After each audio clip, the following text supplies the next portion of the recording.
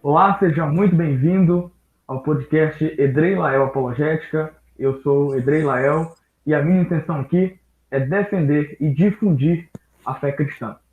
Hoje eu tenho a honra de receber o pastor Fernando Viana, este homem que tem uma história brilhante, não só pelo ministério que tem exercido, mas como também pela dedicação ao a doutrina da fé cristã e ao ensino dela. O pastor Fernando Viana é presidente da Conemadipam, também é presidente da Assembleia de Deus Madureira em Belém, Pará.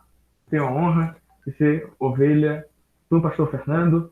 Ele é engenheiro civil, bacharel em teologia, escritor, conferencista internacional, escreveu algumas revistas de escola dominical, dentre elas esta aqui, a revista sobre Levítico, e também este maravilhoso livro Levítico Instruções para Vivermos em Santidade e Comunhão com Deus. Pastor Fernando, seja muito bem-vindo, obrigado por aceitar meu convite e separar esse tempo para mim. Eu agradeço, pastor Léo, essa honra e que Deus nos abençoe e cumprimenta a todos com a gloriosa parte do Senhor. Amém. Pastor Fernando, este livro, Levítico, me ajudou muito a entender como o Pentateuco pode ser aproveitado pela igreja, mesmo que nós não estejamos mais na dispensação da lei, mas sim na dispensação da graça. Então eu lhe pergunto, eu faço essa questão, em primeiro lugar, porque as pessoas têm dificuldade quando leem o Pentateuco. Não só porque acham as leis estranhas, difíceis de entender no sentido literal, a aplicação delas, mas também em como isso pode servir de alguma forma espiritualmente para a igreja. Então, minha pergunta é: como a igreja lê o Pentateuco, o Antigo Testamento como um todo, e em especial o livro de Levítico, que mostra a lei de Moisés, a lei de Deus, para o povo de Israel naquela dispensação? O que aconteceu comigo é que logo no início da minha fé, isso logo após eu haver me batizado, devido à minha situação financeira difícil, eu procurei adquirir algumas literaturas grátis. E eu tomei conhecimento de um órgão chamado Literaturas Cristãs, que na época os livros eram feitos em Portugal. E eu consegui o Pentateuco que eles enviaram para mim, junto com outra literatura, comentado pelo Macintosh. E foi de grande edificação, uma grande fonte de conhecimento logo no início da fé.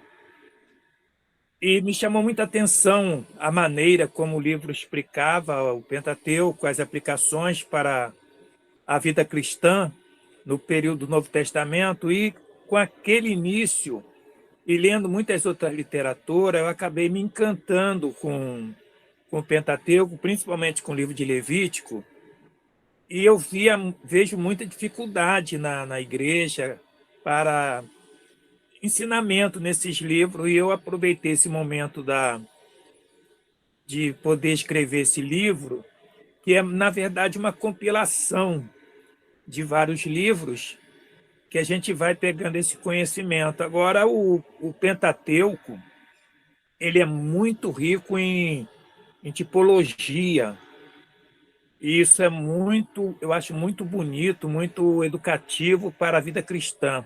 Então, acho que a pessoa deve procurar se aperfeiçoar no estudo do Pentateuco. Então, o Pentateuco pode servir à igreja através da tipologia, os tipos que os sacrifícios, aqueles animais, o tabernáculo, por exemplo, traz à igreja e que na graça tem o seu reflexo. Por exemplo, a questão dos sacrifícios, como isso se aplicaria à graça, o tabernáculo, como isso se aplicaria à graça. Como nós podemos entender isso estando vivendo o Novo Testamento? Eu vejo na questão dos sacrifícios. A obra que Jesus fez, ela é muito abrangente. E através da tipologia do livro de Levítico, nós temos uma certa facilidade de entender a abrangência do sacrifício. porque ali tem o sacrifício do holocausto, que é uma oferta diretamente para Deus, representando Jesus na sua vida e na sua morte, se oferecendo a Deus. Tem o sacrifício de ação de graças, tem o sacrifício pelo pecado, tem o sacrifício pela culpa. Então, isso tudo vem detalhado naquele sacrifício e nós acabamos entendendo, através dessa tipologia, como o sacrifício de Jesus ele foi abrangente em várias áreas, tanto no sentido de agradar a Deus, como também de nos substituir para que pudéssemos chegar à presença de Deus. Já a questão do tabernáculo também é muito rico em tipologia, os móveis, toda a composição do tabernáculo, ela se aplica na igreja. Agora, é necessário a pessoa parar um pouco para estudar, para ler, para buscar e fazer a aplicação, mas o tabernáculo é riquíssimo em tipo. Entendi, exatamente. E, por exemplo, quanto à responsabilidade da nação de Israel, em Êxodo capítulo 19, Deus separa o povo de Israel e diz: essa é a nação santa, é o povo escolhido. Então eles eram diferentes dos outros povos e por isso eram tratados por Deus de uma forma diferente. E aproveitando o ensejo dessa questão, eu lhe pergunto também sobre uma crítica que a Bíblia recebe em relação ao Antigo Testamento, é que parece que o Deus do Antigo Testamento não é amoroso. E isso é bem ruim, porque dizer que Deus é todo amoroso é falar de uma atribuição de Deus necessária para a natureza de Deus. Então, quando as pessoas olham para aquelas leis bem duras, ou então para Deus realmente dando ordens ao povo de Israel para conquistar Canaã, já que aquela terra seria deles, e para essas pessoas, Deus está cometendo genocídio, ou então está dando ordens antiéticas. Nesse sentido, quanto à responsabilização do povo de Israel e quanto a essa forma em que Deus age no Antigo Testamento, essas críticas são realmente responsáveis? Elas fazem sentido ou não? Na verdade, pastor Lael, eu vejo, primeiro, a crítica está errada. Agora, um grande problema que eu vejo é que a teologia é uma ciência. E como ciência, ela deve ser estudada e também deve ser, vamos dizer, criticada, se assim podemos falar, por quem conhece a ciência. Eu costumo dizer, depois eu vou entrar no assunto, mas eu costumo dizer que quando nós vamos no médico, nós não questionamos se o medicamento é certo ou errado. A gente chega e toma o medicamento, vai lá e compra, ele passa a receita, a gente não questiona, porque ele é um médico, estudou a ciência médica, e como eu não estudei medicina, mesmo ele estando errado, eu acho que ele é certo, está certo. Já a teologia é uma ciência também, porque onde a teologia é aplicada, surge a igreja, então é uma ciência. Só que todos querem falar dessa ciência sem ter estudado.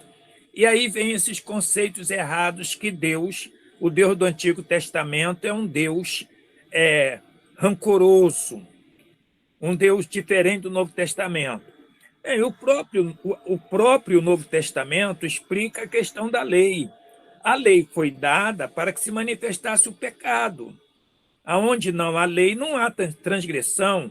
Se não houver uma placa de contramão numa rua e eu entrar, eu não posso ser multado, porque não existe uma sinalização.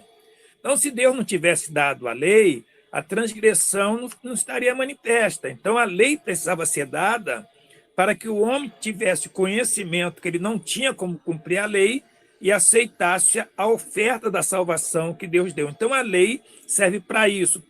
Primeiro, a lei serve para apontar Cristo, porque se não houvesse a lei, nós não saberíamos quem é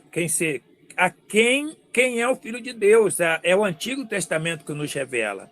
Quanto à questão de Israel, que as pessoas dizem que Deus foi muito duro em tirar aqueles povos e dar a terra de Canaã para Israel, Eu já vejo de modo contrário. Deus foi misericordioso em vários momentos. Primeiro, porque Deus deu todo o tempo para eles se arrependerem, até que a medida do pecado chegou à presença de Deus.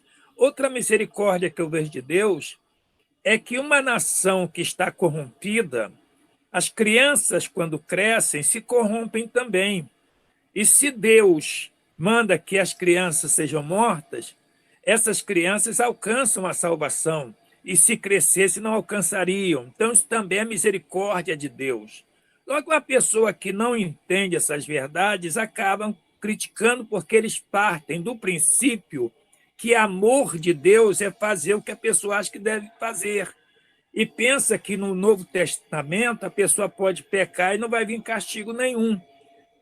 Mas quem não está debaixo da graça será julgado pela lei, dependendo do testamento que ela esteja. Então, esse é um conceito completamente errado. Agora, nós vemos que Deus é justo, que a própria nação de Israel, quando ela também cometeu os pecados, eles foram banidos de lá. Agora, por que Israel volta? Porque existe uma aliança com um homem que agradou a Deus, chamado Abraão. É a chamada a bênção herdada, que a gente não perde. É como um pai que é temente a Deus e os seus filhos são abençoados, porque Deus diz que abençoa até milhares de geração. Ele tem uma bênção herdada, aquela bênção ele não perde. Pode perder muitas coisas, mas a bênção que ele herdou ele não perde. Foi o que aconteceu com Israel. Eles têm a bênção herdada de Abraão, então a aliança permanece.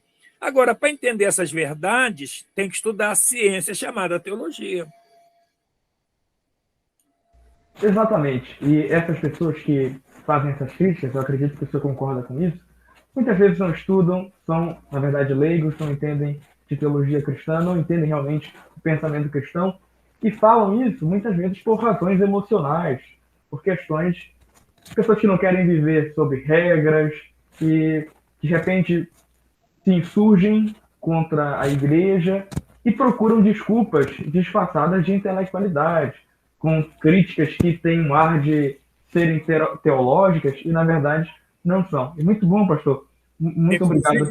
Pastor Lael, eu vejo... existem várias profissões no mundo, mas uma das profissões que eu acho mais arrogante, que demonstra mais arrogância, é o jornalismo. Porque eles falam de medicina e criticam médicos, sem nunca ter estudado medicina. Eles falam de teologia e criticam a igreja, sem nunca ter estudado teologia. Eles têm opinião e narrativa sobre tudo. É a profissão que a pessoa estuda há 4 anos e acaba se tornando expert em tudo quanto é área. Tudo eles opinam, a opinião deles não pode ser refutada, porque vem pela mídia, e a pessoa não tem como refutar. Agora ainda tem a mídia virtual, mas antes nem tinham. Então, eles falam de futebol, eles criticam a igreja, eles criticam a política, eles criticam os médicos. É a narrativa deles. Então, é uma pessoa que estuda jornalismo como se tivesse estudado todas as coisas. Então, eu acho muita arrogância, e normalmente são essas pessoas que, através da mídia, eles acabam dando as suas opiniões, e são opiniões completamente erradas, porque estão falando de uma ciência que eles nunca estudaram. Eles deveriam, pelo menos, pegar um livro de apologética e dar uma lida para querer falar um pouquinho sobre teologia. Exatamente. Alguém que queira ser um crítico da fé cristã tem que, no mínimo, estudar como os cristãos têm se posicionado diante dessas questões difíceis, que é justamente o trabalho que a apologética faz. E eu não tenho como discordar do senhor sobre a mídia, porque grande parte das teorias de conspiração contra a fé cristã, vamos falar do Antigo Testamento em especial, que é o nosso tema aqui, sim, vem pela mídia. Eu lembro de uma vez receber uma mensagem de uma colega minha da escola, desesperada, ela era crente, mas ficou com a fé abalada porque ela leu na Super Interessante que, na verdade, os judeus não eram semitas. Enfim, eles conseguiram, na verdade, os hebreus. Ele conseguiu dizer que estava desmentindo o Êxodo, que, na verdade, Israel não tinha uma origem semita. Na verdade, os hebreus eram um povo que era um dos cananeus e de repente inventaram uma história nacionalista para fazer sentido. Isso baseado em um único livro de conspiração, rejeitando todo e qualquer os estudos de teólogos, arqueólogos, historiadores que têm confirmado essas questões mais básicas, as questões históricas do Antigo Testamento. Então, acho que a sua ponderação sobre isso está muito certa. Obrigado por essas colocações. Só uma coisa que eu acho muito interessante, que o senhor coloca aqui em um capítulo do seu livro, e o senhor escreveu também uma revista. Me perdoe, eu era criança, mas eu acho que foi em 2008, 2007, 2008, algo assim. 2009. 2009, exatamente. Em que o senhor falou, eu lembro também que o senhor falou em um capítulo sobre Levítico 23, em específico, que fala sobre o sábado, as festas, e como cada festa reflete de forma perfeita na dispensação da graça e, portanto, na igreja. Você pode um pouco nos falar sobre isso? Achei muito interessante. Na verdade, Deus deu o sábado ao homem para que o guardasse. E o sábado, guardar o sábado é não pecar. O homem deveria não pecar e dessa maneira o sábado seria guardado. Como o homem peca, o sábado foi quebrado. E aí Deus, no capítulo 23 de Levítico, Deus nos ensina e nos mostra como ele vai trabalhar na história do homem, na história da humanidade, para colocar o homem de volta no seu descanso, no seu sábado que foi quebrado. E ali no livro de Levítico 23 começa que deveria de ser guardado o sábado, mas como o sábado não foi quebrado, aí Deus mostra na história como ele trabalha para levar o homem de volta, começando com a festa da Páscoa, porque é o novo começo. Quando Jesus morre e ressuscita, Deus está fazendo um novo começo. Então, o começo da restauração do homem para levar de volta, Deus levar o homem de volta para o descanso dele, que foi quebrado por causa do pecado, começa com a morte e a ressurreição de Jesus, que são as 3 primeiras festas que Israel comemorava. Passavam-se 50 dias, eles comemoravam a festa do Pentecoste, que é a festa do período que nós estamos vivendo hoje, que é o período da igreja. No final da festa do Pentecoste, o versículo 22, lá fala do Deus explicando sobre o respigo, aquelas espigas que ficavam para trás, que não poderiam ser, a pessoa que estivesse colhendo não podia voltar para colher, deveria deixar para quem viesse atrás, como foi o caso do livro de Ruth. Então, representando que no final do período do Pentecoste vai haver um período que aqueles que ficaram para trás serão recolhidos, representando os que se salvam dentro da grande tribulação. Essa festa do Pentecoste, para as últimas 3 festas de Israel, elas demoram um período maior do que das 3 primeiras para o Pentecoste, representando que haveria um período grande entre a festa do Pentecoste e as últimas 3 festas, que é a festa da trombeta, o dia da expiação, que nós poderíamos chamar de festa, e a festa dos tabernáculos. A festa das trombetas representando a convocação de Israel, que a trombeta era usada para isso. O dia da expiação, o arrependimento nacional da nação de Israel, onde diz Paulo, escrevendo aos Romanos, que todo Israel será salvo. E depois a festa do tabernáculo, representando o milênio. São 7 festas. No final do milênio, nós sabemos que teremos a eternidade. E no final do capítulo, no capítulo 23, depois dessas 7 festas, Deus apresenta um dia maior, que é o domingo, que representa o dia que Jesus ressuscitou. Então, na verdade, Deus não tem um sábado para a igreja. Deus tem um domingo, que é a eternidade. É um dia depois do sábado. Então, como o homem não cumpriu o sábado, Deus deu um dia maior. Quer dizer, Deus acaba ganhando Parece interessante falar isso, mas é verdade. Deus é mais glorificado com a queda do homem, como se Deus quisesse que o homem caísse. Não é isso. Mas Deus foi mais glorificado depois que o homem cai, porque Deus se revela mais, porque Deus só pode se revelar em graça para quem precisa de graça. E quem nunca pecou não vai precisar de perdão, de misericórdia, de graça. Então Deus acaba se revelando mais. É por alto, seria isso. Exatamente, muito bom. Onde abundou o pecado, superabundou a graça. Glória a Deus. Isso. Então, muito interessante isso, pastor. Isso falou sobre o dia da expiação, o Yom Kippur em específico. Isso. Tem um reflexo muito grande para nós, a questão do dia da expiação, e eu gostaria que o senhor falasse sobre a questão da expiação de Jesus Cristo. E aqui eu aproveito para fazer uma provocação, eu diria, mas é para lembrar o Ministério da Apologética, no qual esse podcast se baseia.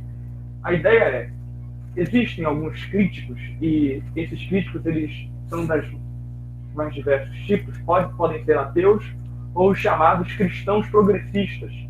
São aqueles cristãos que relativizam muitas coisas que a Bíblia diz, não seguem o cristianismo histórico, como a igreja, ao longo da teologia histórica, mais uma vez a teologia entra aqui, tem defendido. Então eles dizem que, na verdade, ter permitido que Jesus assumisse o lugar do homem sem ter culpa alguma é, na verdade, um abuso, é um pai abusivo com uma criança. Então, se Deus estivesse lançando a culpa do mundo sobre Jesus, isso seria como se fosse um pai castigando um filho indevidamente. E eu queria que o senhor respondesse a esse absurdo, porque é claro que os cristãos não pensam assim, pensam de uma forma diferente, e isso tem um contexto que vem desde o Antigo Testamento. O livro de Hebreus está aí para fazer a comparação entre o sacrifício, entre o dia da expiação, a expiação de Cristo. Então, eu queria que o senhor fizesse essa defesa teológica e apologética da expiação por meio de Jesus Cristo. Bem, pastor Lael, nós até estamos estudando nesse trimestre sobre os atributos de Deus. E uma pessoa também que faz uma afirmativa dessa está demonstrando uma completa ignorância a respeito da personalidade divina, porque Deus é uma pessoa. Sendo que Deus, ele não aceita o pecado, e desde que o pecado existe, passou a existir, tem que haver uma pena. Se existe um crime, tem que haver uma pena. Deus deu a oportunidade ao homem de viver sem precisar morrer. Era só cumprir a lei. Se o homem cumprisse a lei, ele não precisava morrer. Mas é impossível alguém na carne cumprir a lei, porque quem comete um pecado, apenas um pecado, a lei não tem paliativo, não tem remédio, ela não tem solução. A lei só presta para quem não peca. Como o homem não consegue viver sem pecar, o homem tem que morrer. O salário do pecado é a morte, todos nós estaríamos mortos. Aí entra outro atributo divino, que é o amor. Deus amou o mundo de tal maneira. Então, alguém tinha que pagar o pecado do homem. Alguém, porque se existe pecado, alguém tem que morrer. Só existe uma solução para o pecado, é a morte. E é aí que entra a pessoa de Cristo. Somente ele tinha condição de morrer por alguém, porque somente ele andou por este mundo sem pecado. Porque qualquer pessoa que, por mais que sirva a Deus, essa pessoa pecou. Então, ele não pode morrer. Se morrer, está condenado. Então, era necessário que alguém tomasse o lugar. Alguém propício, alguém que pudesse morrer. Alguém que pudesse morrer e pudesse expiar o pecado. Porque também um pecador morrendo não vai expiar o pecado de outra pessoa. É aí que entra a pessoa do Filho, fazendo a obra da expiação. No capítulo 16 do livro de Levítico, é bem explícito esse sacrifício pelo ponto de vista sacerdotal. Quando Arão faz o sacrifício é que quando o sumo sacerdote entrava uma vez por ano no Santo dos Santos para fazer a expiação pela nação. Outro fato interessante está no capítulo 27 de Levítico, quando Deus ali estabelece o preço que a pessoa teria que pagar o ciclo de até 5 anos de idade, parece-me. Havia uma diferença do sexo masculino para o sexo feminino, quem ia até 60 anos, quem estava acima de 60 anos. Eu não estou bem na idade, eu poderia até abrir a Bíblia aqui, mas ali havia pelo menos 6 preços para ser pago, dependendo do sexo e dependendo da idade.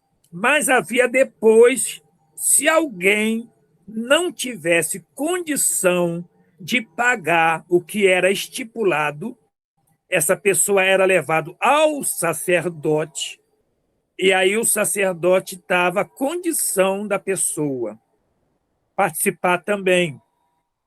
Então, Jesus, tanto ele faz o sacrifício expiatório, como sacerdote deste sacrifício, ele leva todos que vão a ele, porque nós não temos condição de pagar, porque seria a exigência da lei.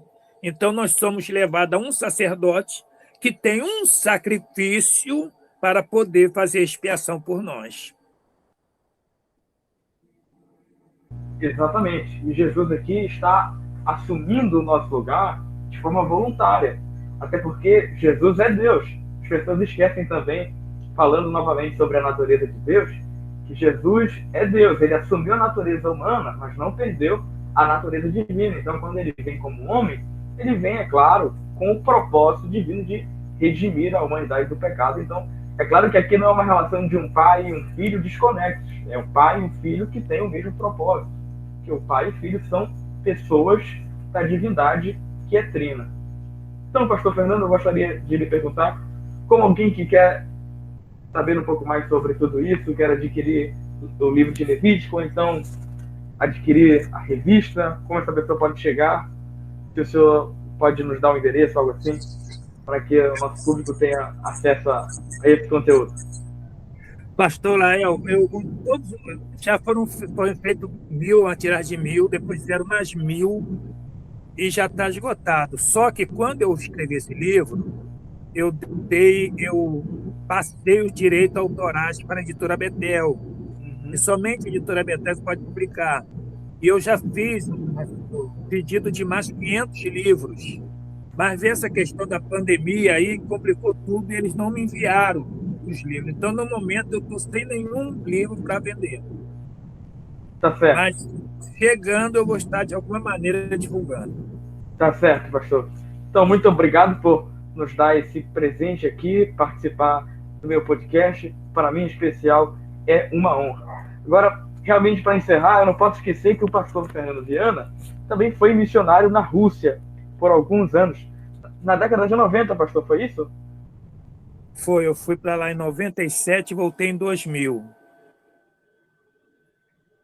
O senhor participou, então, um pouco do que ali a gente chama de desintegração da União Soviética? É a perestroika. Exato, exatamente. E aí, como o senhor viu, como o senhor presenciou muito do que a gente chama de ateísmo marxista, materialismo, o senhor lidou com isso? De que forma a igreja reagiu a isso na Rússia? O que eu vi na Rússia foi uma igreja com vontade de servir a Deus, mas com pouco conhecimento, muito pouco conhecimento. Uma igreja nova, muito nova. A igreja, o pastor da igreja que eu congregava é ucraniano, que a igreja ainda está lá, ele está lá trabalhando. A Ucrânia estava um pouco melhor em relação ao evangelho do que a Rússia. O idioma ucraniano e o russo é como nós compararmos o português e o espanhol. Então, eles têm muita facilidade de se adaptarem ao idioma, apesar que, por causa da União Soviética, todos eram obrigados a falar o idioma russo. O que eu vi também em relação à população, é uma população muito fria, muito desconfiada, devido ao regime comunista, porque lá na Rússia, principalmente em Moscou, só tem prédio. Então, o governo fazia os apartamentos e, dentro dos apartamentos, cada família era colocada num quarto. Tinha um banheiro comum e uma cozinha comum. Então, se um apartamento tivesse 4 quartos, lá não fala que não é que no Brasil, quarto e sala, lá é apartamento de 4 quartos. Era cada família em um quarto, com uma entrada e cozinha e banheiro comum. Então, havia muito uma entrega, um vizinho entregando o outro para o governo, para que aquele cômodo ficasse vazio e ele pudesse se apropriar. Então, é um povo que quase não se comunica no meio de transporte, ou eles estão dormindo ou estão lendo. Ninguém conversa com ninguém. A gente vê esse gelo na população. Já a igreja, não. A igreja é uma igreja alegre. Eles se mostravam muito gratos, né, por eu estar lá. Teve uma irmã que veio ao Brasil, foi a Curitiba, e viu a beleza que é a liberdade, que é a igreja. Ela voltou para lá encantada, me agradecendo por ter deixado o Brasil e ter ido para a Rússia. A dificuldade muito grande que eu tive na Rússia não foi o frio, foi o idioma, que para um país que você não fala o idioma, você não vai poder propagar a mensagem do Evangelho. Tinha muita dificuldade para encontrar alguém que falasse russo e português para servir de intérprete. Então, o primeiro ano foi muito difícil lá na Rússia. Mas depois nós fomos nos acostumando com a cultura, com o povo, e deu para ajudar um pouco a igreja na Rússia.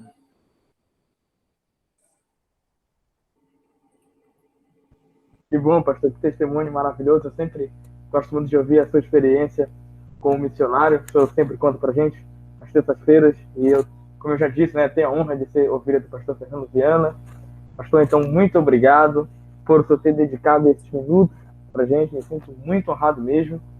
Deus abençoe grandemente. A paz do Senhor.